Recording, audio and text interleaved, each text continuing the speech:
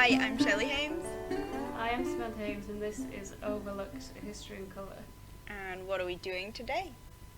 Today we're talking about Matthew Alexander Henson, a black explorer who was a prolific traveller of the Arctic between 1890 and 1910, alongside a man called Robert Edwin Peary, who unfortunately would get most of the recognition and the credit for this.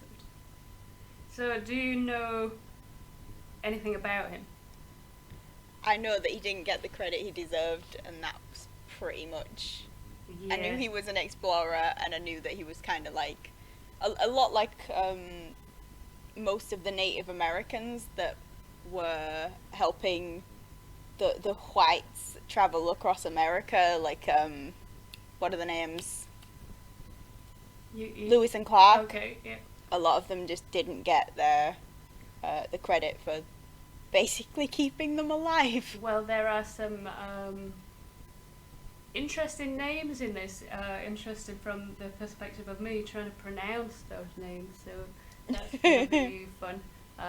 And the dates are just wild. I've looked at tons of articles, and there's different dates in all of them, so I mean, some of this may be incorrect, but I've done my best to kind of verify as far as possible dates and things, and just put in the most pertinent and interesting information, because there's so much information. They went on 7 Arctic expeditions together and spent the best part of 20 years travelling the Arctic alongside each other. Mostly attributed to Peary, but in sort of recent decades it's become clear that Henson was really the brains, and certainly the was able to keep them alive because he knew how to he was a survivalist basically, and Yeah, he was the Bear Grylls. yeah, and Robert Edwin Peary was a posh white man, which Soft, switchy white man. That's also always what happens. diminishes him because he had a distinguished career in the Navy, but he certainly relied very heavily on Henson to achieve a lot of the things that he achieved. The first thing to say, I guess, is that they are both, or were known for a time, as the first people to reach the geographic North Pole. That would later be disputed, and it's a kind of complicated story that is sort of hilarious when you find out what actually happened, but yeah, I won't spoil it. So historically, Matthew Alexander Henson was talked about, referenced as an aide. The word manservant was used a lot. It doesn't seem like that recognises his contributions fully. Yeah, well, it's relegating him to definitely a side character, if that, kind of, because it's not even like his sidekick, it's his butler or his, helper man. Yeah. But today he is known for being one of the first to reach the North Pole, and for contributing to the mapping of much of the Arctic in the area around Greenland. Matthew Alexander Henson was born on August the 8th in 1866 in Charles County, Maryland. So this was less than a year after the 13th Amendment abolished slavery in the US. So we're talking about obviously a time of great tragedy and strife for black people in America. It is kind of mad when you realise how much stuff is kind of concertinaed down into such a small amount of history. Because it feels like so much of this stuff should have happened ages ago. You know what I mean? When you're just like, all this... Because the first thing I thought of when you said that was, Randian was born in 1871. So it wasn't that long after that. And to think of these as kind of contemporary is just weird. But anyway, sorry. Well, I try to wear relevant anyway. So think about how the Civil War in America is that big sort of milestone for many of these stories. So that helps to ground them for me. If I think about how long how long before or how long after that happened. It sort of helps to give a general picture of what the mood was, I guess, what sort of stuff was happening. Everything just feels kind of concentrated to these key points in history, I guess. So when Henson was born, the act had been passed, but obviously they were on their way to civil war. Matthew Henson's parents were called Lemuel Henson, and his mum was Carolyn. We don't really know much about her, as again quite common actually. So they were free black people who made their living as sharecroppers on a farm that they owned just east of the Potomac River. So we know that they owned their farm because they sharecropping, you rent it out to people to use, so they owned some land. And it wasn't all that unusual in this part of the country, in Maryland, for black people to be free, even though slavery would actually last for 200 years in total in the state, and it would be one of the major producers of slaves, because they had lots and lots of tobacco fields, tobacco plantations. But it seems to have occupied this sort of strange place where they had all of these plantations and they were using all of these slaves and making all of this money, but a lot of people had quite, I don't know whether progressive is the right word, but a lot of the people that weren't landowners and weren't plantation owners were mixing with the black people that lived among them, and most of them agreed with abolishing slavery, and that is the reason why Maryland would stay in as part of the Union, and there would be only a sort of small rebellion from the landowners. I wonder how sort of prevalent that was, because obviously there was enough of an outspoken majority that there was this, need for a civil war, but as we know from the current terrible situation we're in now, it's usually those with the most money that are making the most noise, and you don't really hear the kind of majority that don't have enough power to scream from the rooftops. Yeah, and it's the people with money, in this case, that are probably propping up the local economy, most likely. So you've got this weird situation where you're indebted to slavery, and it's very difficult to just draw the line, I guess, from an economic perspective. So there were free black people in Maryland, and you have this strange dichotomy between people being able to live free, some people, small percentage, and some of the worst sort of violence and prejudicial treatment also happening in the same state. So Maryland also passed a law called the Law of Perpetual Slavery, which made these children of slaves the legal property of the owner before they were born, basically. I've heard of that before.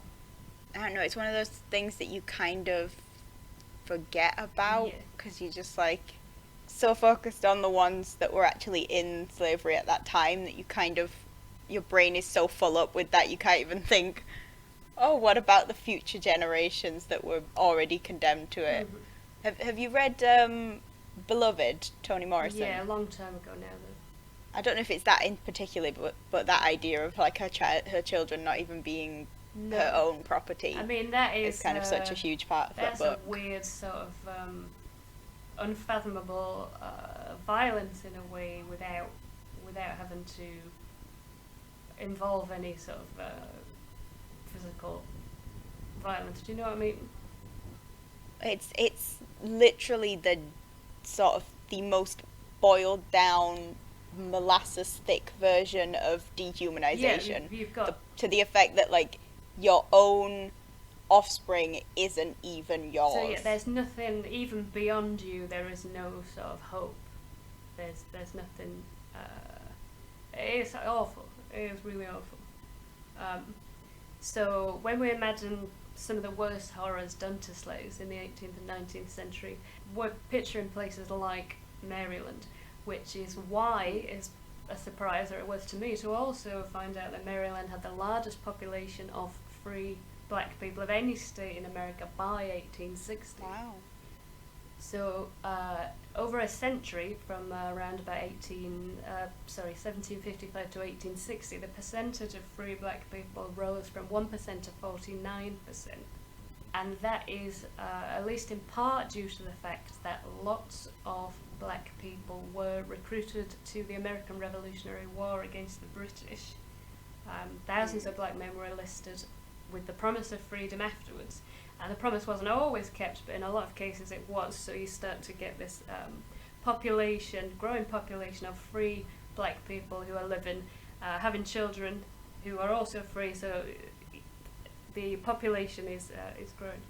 But we've talked about that idea of kind of history repeating itself, and that just immediately made me think of after the First World War and the Second World War, when specifically the Second World War, when there was, African Americans that were going out to fight and coming back to a country where they were being, completely like having racist attacks and things, and they were just like, how have we just come back from fighting oppression to come back to, our own oppression? Exactly. And it baffles the mind to, it's so. So you've got both of those sort of attitudes happening in this same place. A lot of people are completely happy, particularly after a lot of black men had fought in the Revolutionary War. Perfectly happy for these people to be given their freedom and to live among them, and then you start seeing white people having relationships with black people and people mixing, and in a lot of circles it wasn't this huge deal, yet slavery was propping up the economy. But there was there was a lot of who do you think you are, when there's been quite a few people who have found out that their black descendants owned slaves. Yeah, that's a difficult one, isn't it? Yeah, how do you wrap your head around that? Well, I was listening to Louis Theroux has just started a podcast in lockdown, and he did one with Lenny Henry. Ooh. And he talks about the fact that he started his career in a minstrel show, and how that has sort of how his opinions towards that have changed, how his family viewed it. He doesn't feel any sort of particular shame about it, and I think that's fine, obviously.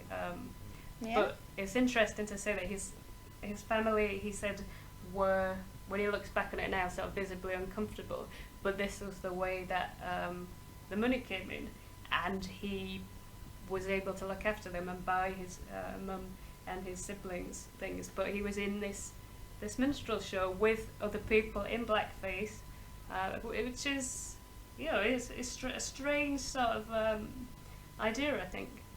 Yeah, but you kind of said it perfectly there as well. Like, it's like, that's how the money came in. How many times, and still to this day, how many times will people of colour have to say that to just get through a shitty experience? Yeah. You see it to a much lesser degree, I think, but still to a degree with a lot of people of colour in Hollywood that take sort of the stereotypical parts. I know, like, actors like Terry Crews have sort of talked about how they felt they had to, take the parts that were there for them, which was like angry black guy. Yeah, and I know a lot of. Now at least that's getting a little better, but still. A lot of black female actresses talk about that, don't they? The angry black woman. That's a common role. I keep talking about this kind of weird dichotomy, but I think it's very interesting. So you're sort of getting these laws passed, the law of perpetual slavery, laws limiting what they called manumission, which was giving slaves their freedom. But at the same time, it is happening and people are doing it, and it's becoming relatively common for people to own slaves and to give them their freedom after a certain number of years, or to have promised them their freedom once they died, which, again, it doesn't make it better, but it's better than some of the other black people that were in worse circumstances. So, interestingly, changes in technology and the move towards less labour-intensive farming methods supports and increases this rate of manumission, so more people are being freed because you don't need so many people on the plantations, on the farms. There's more mixed race children about as a result of some interracial relationships, but also, of course, sexual violence against black women who may have then been freed. So by the time of the Civil War, most people in the state supported the abolition of slavery, and Maryland did remain in the Union.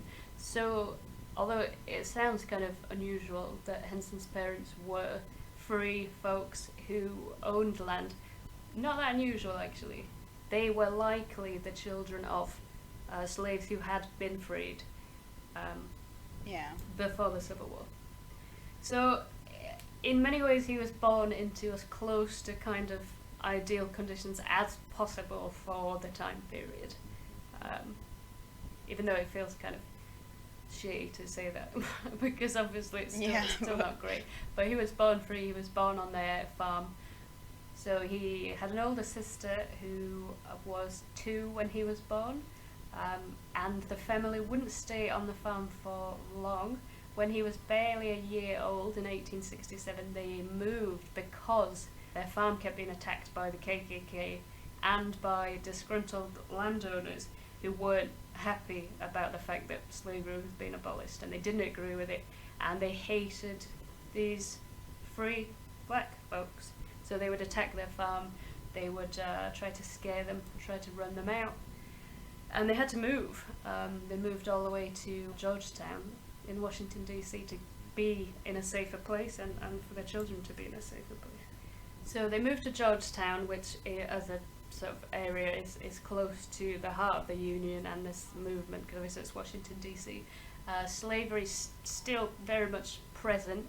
There's kind of that cultural belief that it was South bad, North good, and it's like, it was a lot more grey. It was better. I can understand why they would make the move, but the most famous example of the fact that it was still extremely dangerous to be a free black person is Solomon Northup, who was a free man and was still kidnapped and taken into slavery, kidnapped from Washington DC. So it happened, and you could be taken regardless of what papers you've been given or whatever. So they moved and they had 2 more daughters, and then sadly, as seems to be the case in all of these stories, his mother died when he was 2 years old. The mum always dies. I couldn't find out what of, but yeah, she died when he was very young. His childhood and up to his teenage years are really sort of uncertain. The information's all over the place. We know that his father remarried and he had several more children, so he had some half-siblings. His father died when he was 8, probably in around 1874. And then various biographies on Matthew Henson say that he was sent to live with a generous uncle who paid for him to attend school. Henson himself says that this is bullshit. He would write a memoir much later in his life, and he disputes this, and he says he ran away because his stepmother was abusive. He says that he ran away at 11 and moved into sort of central Washington DC on his own. So it's likely that he did have some education, but probably only up until the 6th grade. So he was on his own in the big city, and he was working immediately. So it's probably unlikely that there was this sort of mysterious benefactor taking care of him. Well, it's not uncommon in sort of around this time in quote-unquote documentary writing and quote-unquote documentaries. I mean, the first film that's kind of hailed as a documentary is Nanook of the North, which was fake. Oh, like yeah, 90% of it was fake. Yeah. And guess who was their subject matter? An Inuit man another person from a minority who they just made up complete nonsense about. And there is kind of this weird habit of these quote-unquote documentary texts about people of color or people from minorities, where they're kind of made out to be the plucky young, scamp who made it through. And it's like, no. What? Don't try and Disneyfy their life. It was tough. This sort of benefactor, happy, nothing's the problem story is repeated so many times. And then I found this sort of stuff about him stated in his biography. No, this in his autobiography, this isn't. So I decided that must be the most likely. So he got a job washing dishes at a cafe when he was very young. That was frequented by sailors, and he spent a lot of time listening to their sort of stories about life on the high seas, and grew love for the romance of being on the sea, I guess, and this is where his interest in sailing first developed. So at this time there were a growing number of free black sailors, and he was lucky to be exposed to a lot of positive experiences of blackness whilst he was a child. So one of the most important moments in his life happened at 12, when he attended a speech given by the very famous civil rights activist Frederick Douglass. And he, in this speech, urged black people to actively fight systems of oppression. So this must have been a hugely influential moment at 12 years old. At the same age, at 12, he travels back to Maryland, and he looks for work on a ship at a port in Baltimore. He's hired by the merchant ship Katie Hines, which is captained by a skipper called Captain Childs, who took to him almost immediately and spent the next few years on the ship teaching him how to read and write. So this was a really good first experience. It sounds like he was kind of very aware, having that opportunity to see Frederick Douglass so early. I think that was probably possibly one of those turning points in people's lives. Like there was the turning point in Bessie Smith's life when she met Ma Rainey. Maybe the rest of her life wouldn't have been the same if that moment hadn't happened. I feel the same kind of about that. That could really change your life, I think. Yeah, it makes you realise how important those... It might have only been a little thing, but how hugely impactful that is, and how much of an impact the fact that people didn't have that until after the abolition of slavery. People didn't have...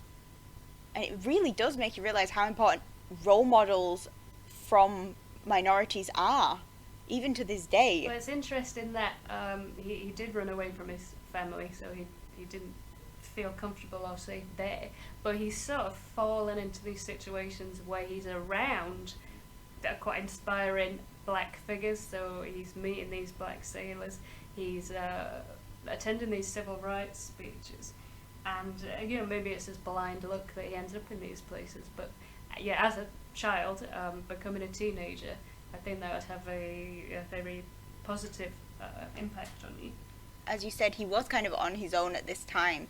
That means he's actively kind of searching this out himself as well, though. Like, surely it's a very huge impact to see someone like Frederick Douglass, but how did he get there to see it in the first place? Was it something he actively sought out? That is a kind of an interesting question to... I doubt he's going to, have written it down somewhere. I specifically decided. What I do know about that speech is it was given at an event to celebrate the life of Abraham Lincoln, who had recently been assassinated. So he clearly had some awareness or some pull towards. Already there's lots of moments in this where he could have fallen into much worse circumstances. So he's ended up on this ship, and this Captain Childs, who was a white man, has taught him all this stuff that he needs to know. Would he have learned how to read and write otherwise? So he's on the ship, he's working as a cabin boy, he's getting the education that he has missed or that he didn't get at home. And he travels to China, Japan, France, Africa, southern Russia, and the Philippines. So by the age of 19, he's travelled all over the world. Nice. Sadly, people always die in these stories. Captain Childs, who he spent all this time with, very dear to him, falls ill at sea and he dies in 1885. And he leaves the boat because he's in absolute sort of abject sorrow, and he doesn't want to stay on that boat with a different skipper. So he's an adult now, and he gets a job on a fishing schooner, I think is the word. Okay. Schooner, headed for Newfoundland. And this is really the first time in his life that he ends up without this sort of accidental or intentional protection from somebody. And the crew are horrible to him. They racially mistreat him. The captain is cruel to him. The ship is dirty. There's sickness everywhere. And they clearly didn't want him there. So he has a terrible experience there, and he leaves. He gets off in Canada, and he travels back to Baltimore. Which isn't in a great situation either. There's lots and lots of tensions between black people and white people, because now everybody's competing for the same jobs, and again it leads to attacks against black people. And so just because slavery has been abolished, it doesn't necessarily improve people's lives or mean that these black people are welcomed with open arms to live among the whiteys. No, that's the thing, it constantly goes back to. It's like slavery was abolished and people automatically think, yay, things are better, and it's like, to a very small degree. Read anything after that and you realise the law might have changed, but there was so much that was the same. But it creates new problems, I guess, new obstacles to try and work your way around. So there was a definite lack of jobs. Promises were being made by the unionists that they weren't keeping, and people blamed black people. So lots of attacks, lots of violence. Henson could only find the most sort of menial work, but he got a job as a clerk in a clothing store called B.H. Steinmetz and Sons. He hated it, unsurprisingly, and he struggled with the idea that this might be it. This might be him for the rest of his life, so he felt quite hopeless. But he was a really hard worker, and the owner, Steinmetz, he liked him. He had a great work ethic, and they got along very well. So in the winter of 1887, when he was around 21, a young naval officer called Robert Edwin Peary came into the store looking for a hat, and Steinmetz, knowing that Henson had this all of this seafaring experience, gave him a good recommendation and talked him up. Oh, bless him. So before he knew that this had happened and he'd given him this recommendation, he'd already impressed him by showing him around the shop and being helpful and helping him pick out these hats. And he offered him a job as his personal aide. So it's about 21 at this time. Peary is about 31 years old. He's sort of already distinguished Navy officer. And he's saying, do you want to come and travel with me and be my sort of valet, basically? Which isn't a bad job, I would say. Well, yeah, I suppose, because it sounds like the only reason he kind of got out of that career initially was just because he had that poor experience with the fishing schooner, and because he kind of tied it back to the loss of his immediate protector after his family, I guess.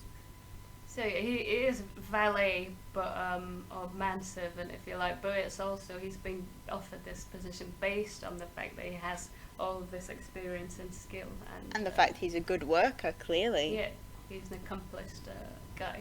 So I'll talk about Robert Edwin Peary for a little while, because really the sort of heart of this story is the relationship between them two, because they spent such a long time together. It was 18 years they spent travelling the Arctic together. From this sort of meeting, they would then spend the next 18 years together, working together, travelling together, and some people would say best friends or very close companions. Others would say maybe not so much. But so Robert Edwin Peary was a white man, so very different background, very different upbringing. Robert Edwin Peary was born in 1856 in Pennsylvania.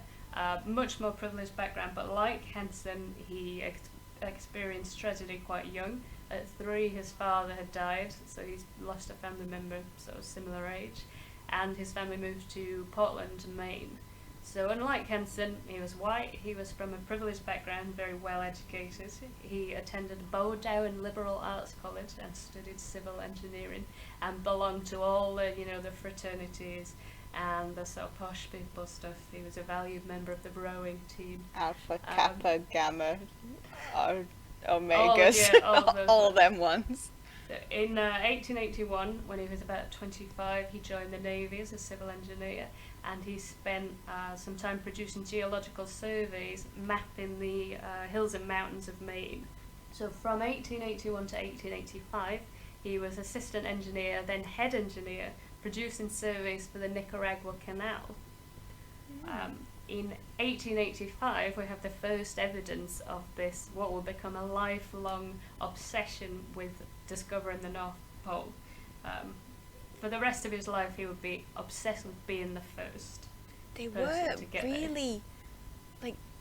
got really obsessed about it. Whenever you read any of these stories about these explorers, they were never a passing fancy. No. They were head to knee, toe, feet obsessed with, and I suppose they had to, because without a doubt they were going to come across a lot of danger and just awfulness in most of them. When you've got all of the money you need and all of the opportunities you need, you can have the sort of freedom and the time to be like, yeah, I dedicate myself to this completely sort of unrealistic sounding goal, whilst everybody else is just trying to survive. Yeah, but a lot of it wasn't. They were obviously the rich people that had the ability to kind of just jaunt off to wherever they wanted to, but whole countries were obsessed with the idea, like finding the Northwest Passage. Was like a obsession for countries that were like, we're gonna find it.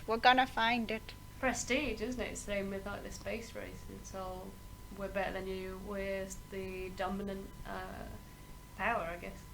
Yeah, but a lot of it was just kind of throwing people into a meat grinder. Let's be honest, it's just men doing ridiculous, obsessive, bros being those.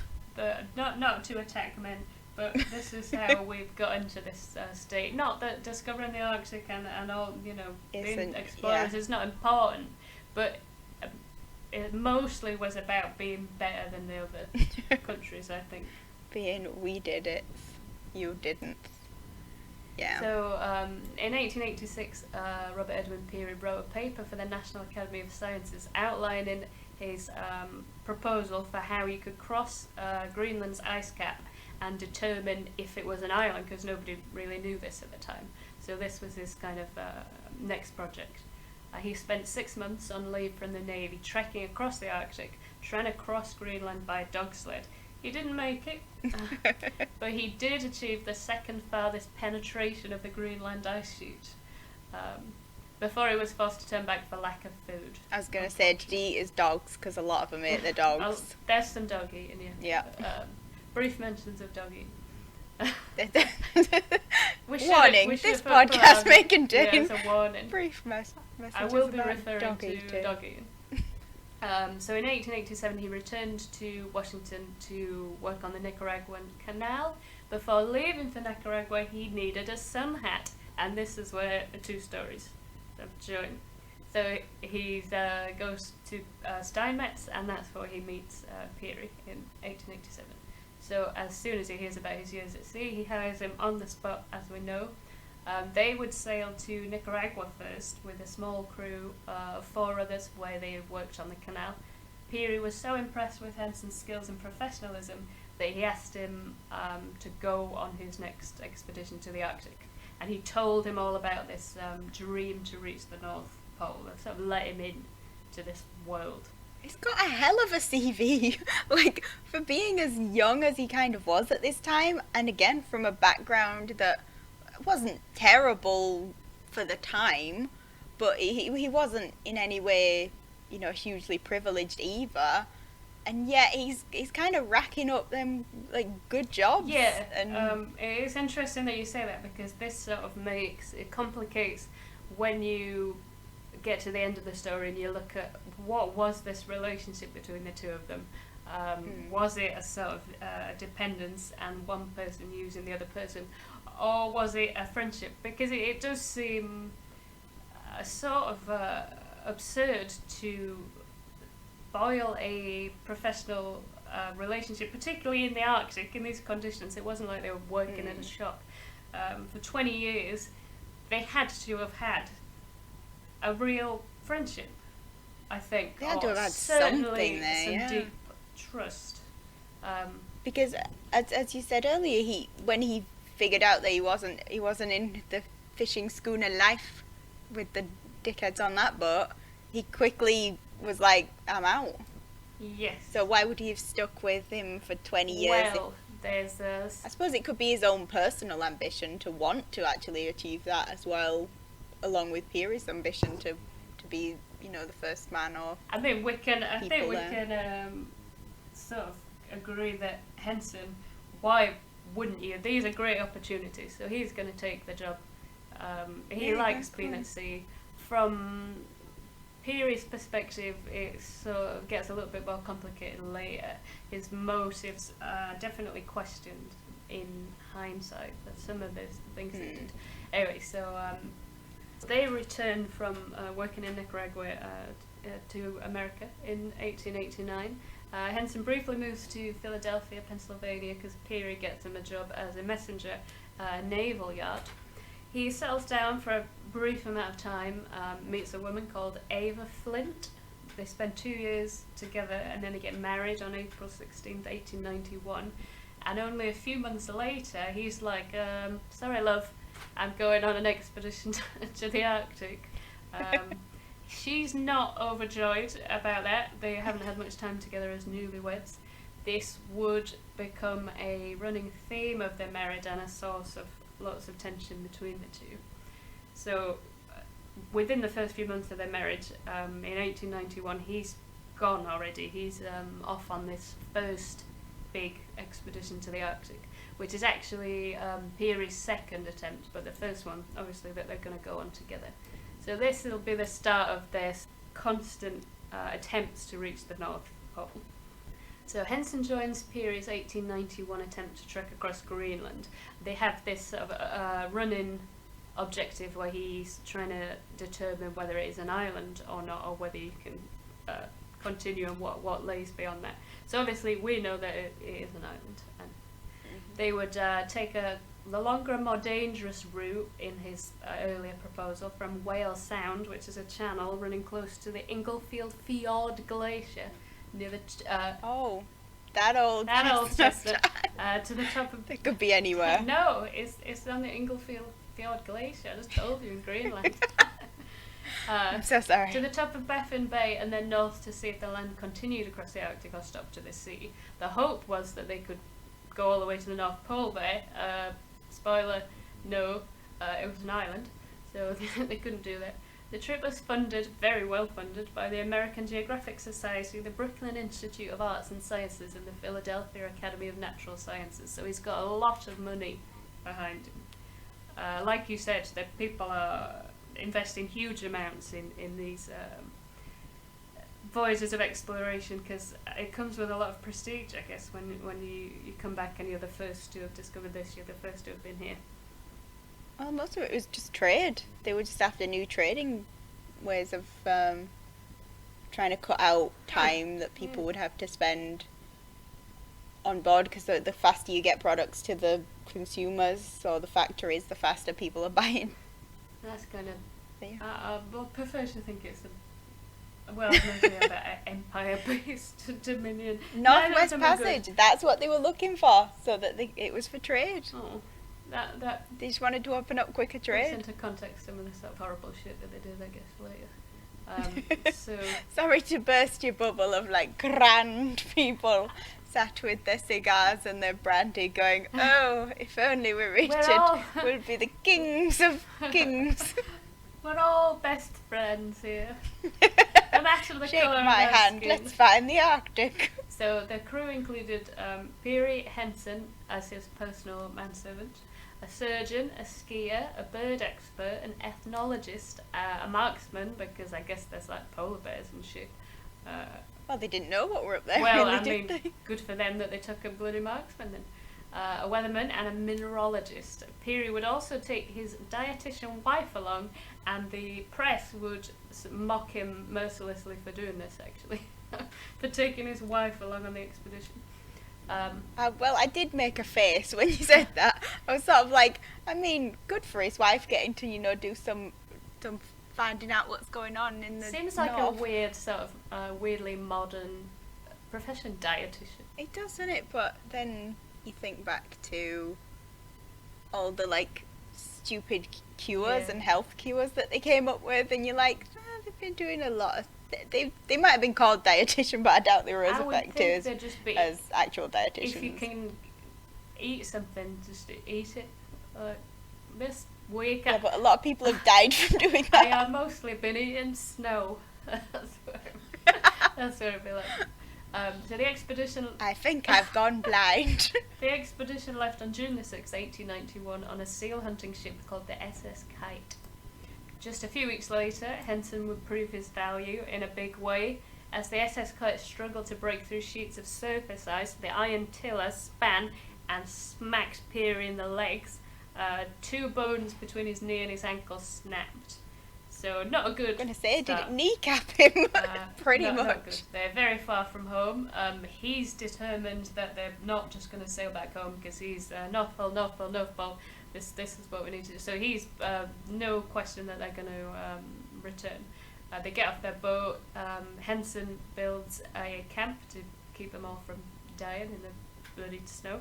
At the mouth of the McCormick Ford, I know you love these fjords. My favourite fjord. They would spend 6 months there while Peary recovered, while his Wow. leg recovered. And during this time, Henson ran the camp, basically, in all but name.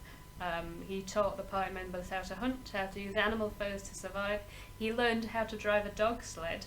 And most importantly, he connected with the Greenland Inuits in the area. And again, this would be the beginning of quite a long and very positive relationship with the native Inuits in the area, who came to absolutely adore him. They loved him. Aww, I like that. I like the idea that they had like a buddydom. So he's right from the very first expedition. He's making these positive connections, and he's learning all of this stuff, the dog sledding and the hunting, and they're teaching him, and he's becoming extremely skilled. So reports of Henson's encounters, these first encounters anyway, aren't all that detailed. He didn't talk about it a lot throughout his life. He was quite a private man, but we know that he learned all of these skills from them. He spent a lot of time with them, and he would constantly seek their expertise on future Arctic expeditions and journeys. So in his autobiography, A Negro Explorer at the North Pole, his title, not mine. I didn't think you titled it as that. What was its actual name, Samantha? What did you do to that book? Henson says, many and many a time for periods covering more than 12 months I have been to all intents and purposes an Eskimo, with Eskimos for companions, speaking their language, dressing in their clothing. I have come to love these people. I know every man, woman and child in their tribe. They are my friends and they regard me as theirs. So he also learned their language.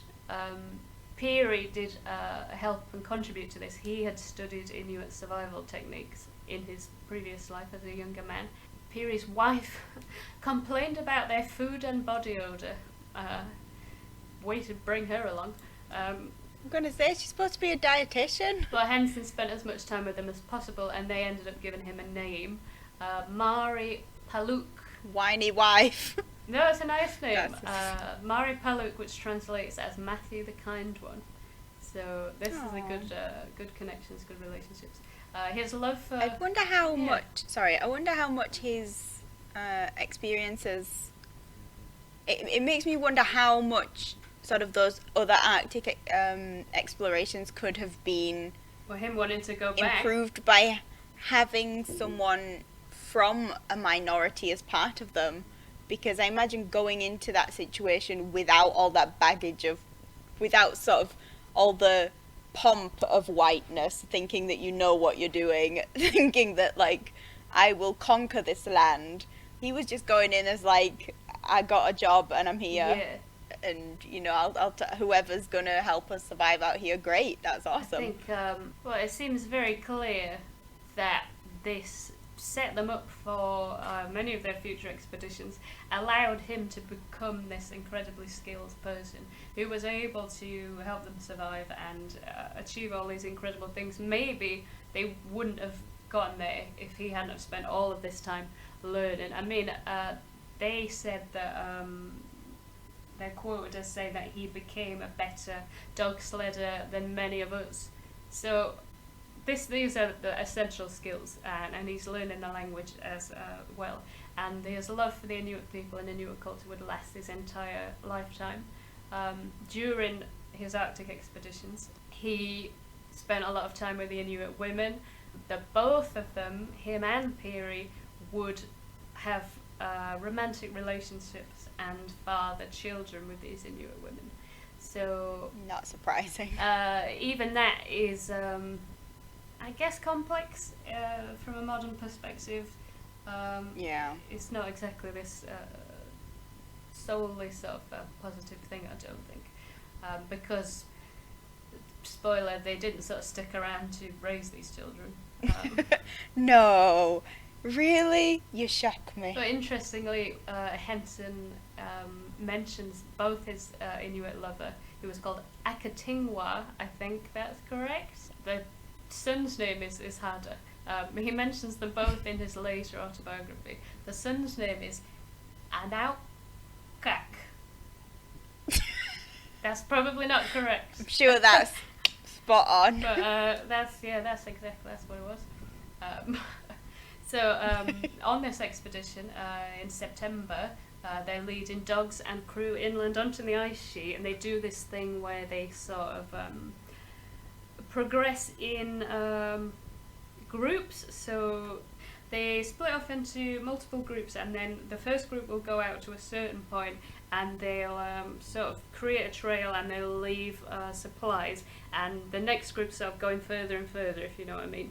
So Yeah, it's kind of staggering them, so it's not just going out as one big group and then your end destination, something goes wrong. Yeah, the end sort of stretch, not everybody would do that. You'd only have a small number of people on these expeditions that would go to the goal or whatever, the objective right at the end.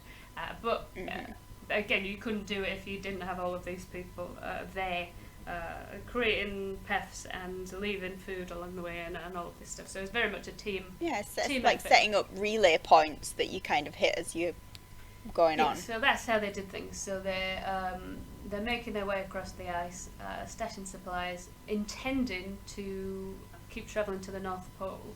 But they would have to wait until May the next year. So they were there a really, really long time until Peary was well enough to sort of resume his part in the expedition, which clearly he's not going to be happy to just allow them to do it. In his place, No, he had wants to be, plant the flag, He's the metaphorically. guy. He's the big dog. So on May the 3rd, a 5-man crew embarked after about 150 miles. Peary and his Swedish skier Eyvind Astrup. They left the others and continued on alone. He was determined to be the first American to reach the North Pole. So a lot of the time he was getting to this sort of final stretch, and he's telling everybody else, you go back. He's taking a skeleton crew because he doesn't want any chances of anybody sort of stealing it from him.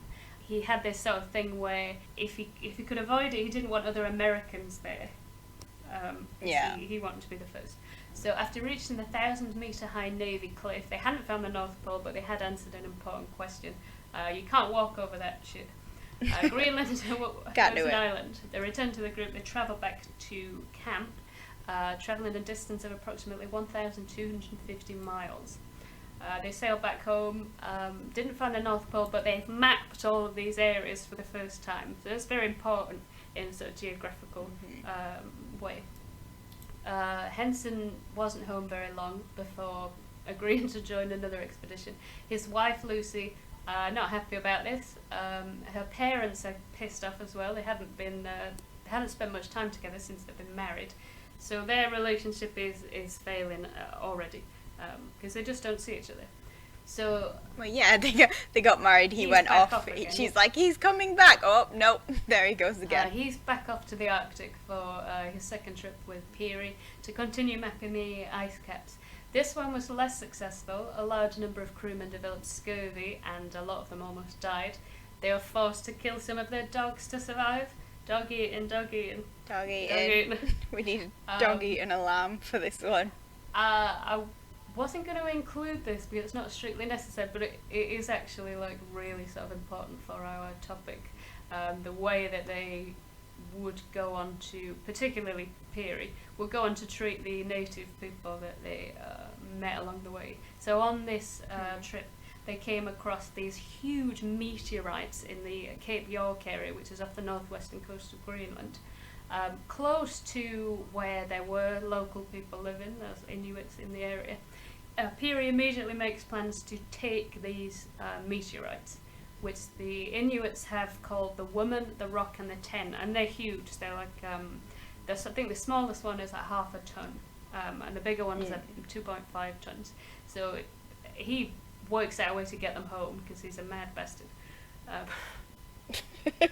Technical term. And it's this constant sort of specimens, progress, discovery, take stuff back, you know what I mean?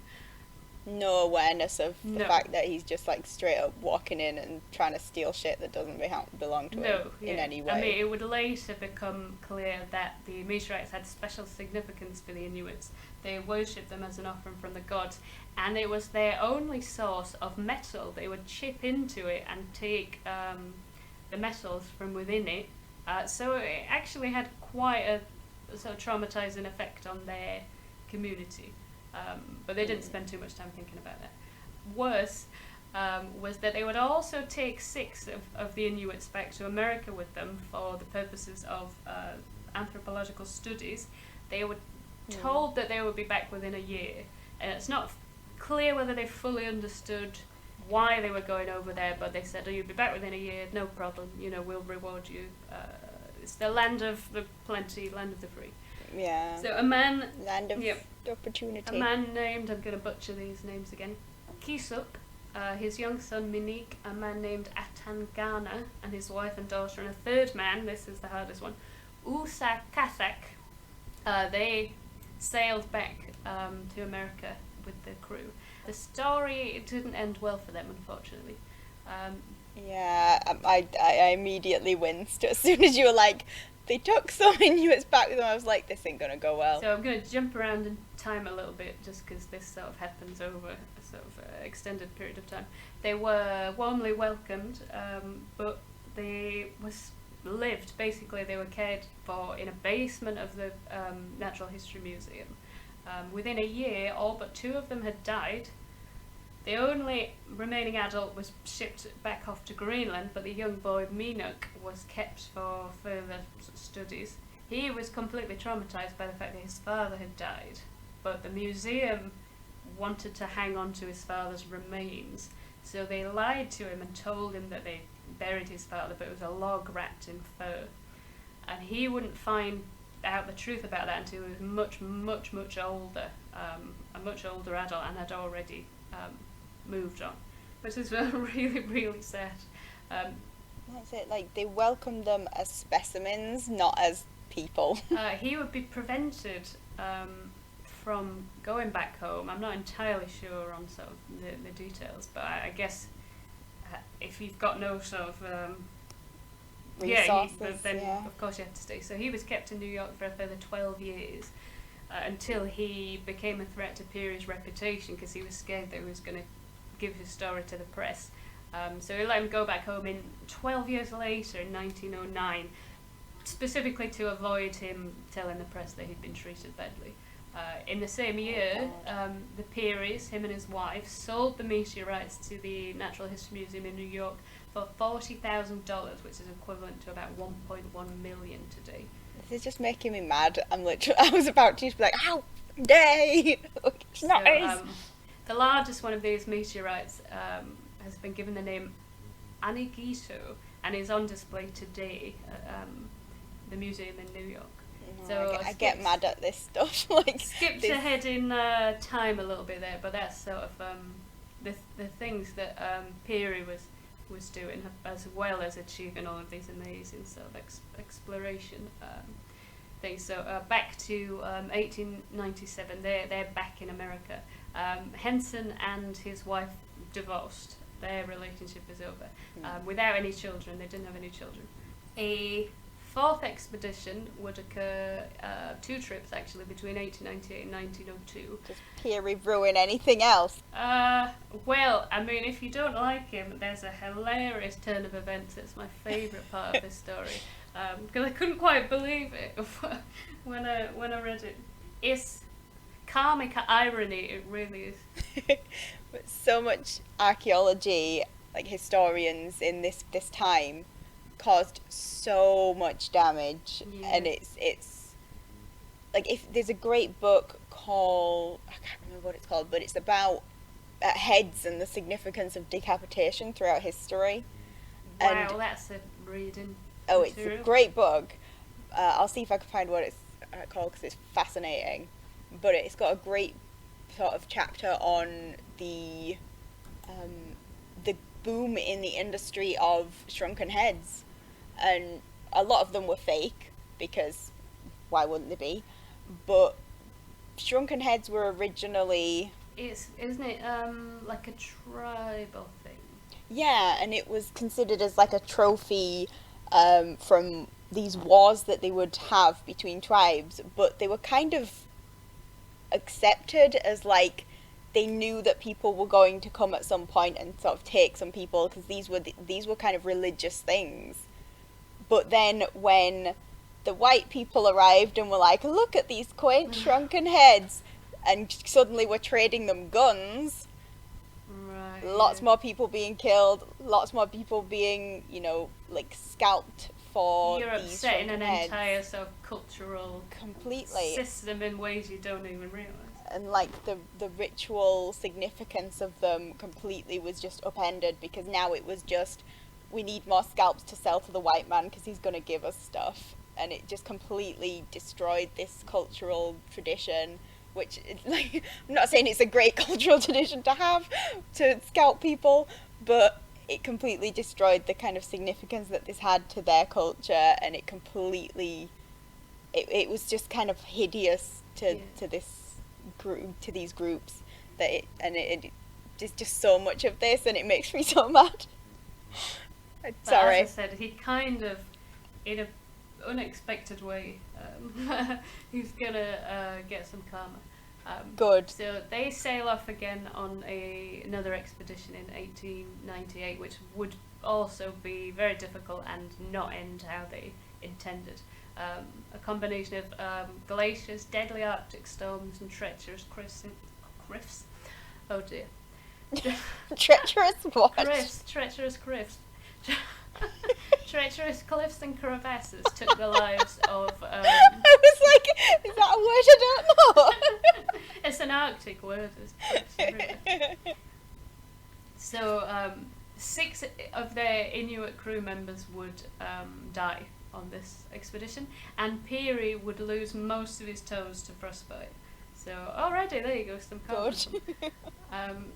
Henson's craftsmanship and survival skills would keep them alive and help them survive. He's driving dogs, he's helping them stay warm and building shelters in a sort of really dicey situation. And eventually they were forced to turn back early, so they really didn't get much from that. Peary would, once he came back, claim to have been the first to set eyes on this island called Axel Heiberg Island, which is actually Canada's 7th largest island. I mean, that's an achievement, isn't it? Who wants to be 7th largest anything? Or 7th of anything? But It's the beginning of a track record of quite murky claims for Peary.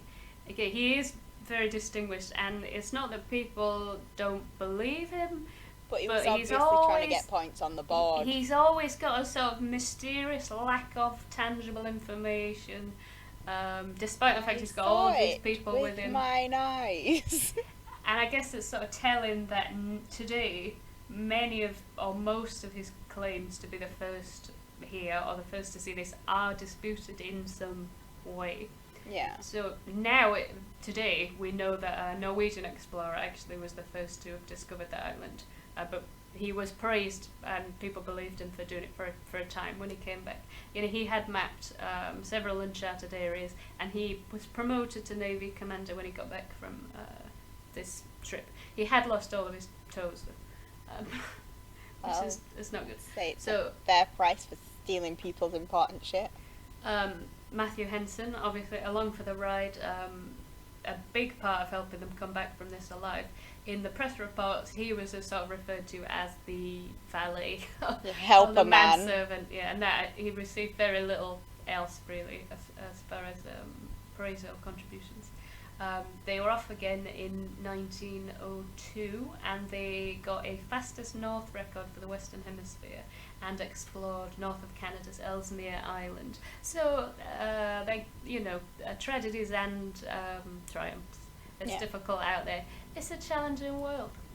So, their penultimate trip to the Arctic, which has been their sixth trip to the Arctic together, Peary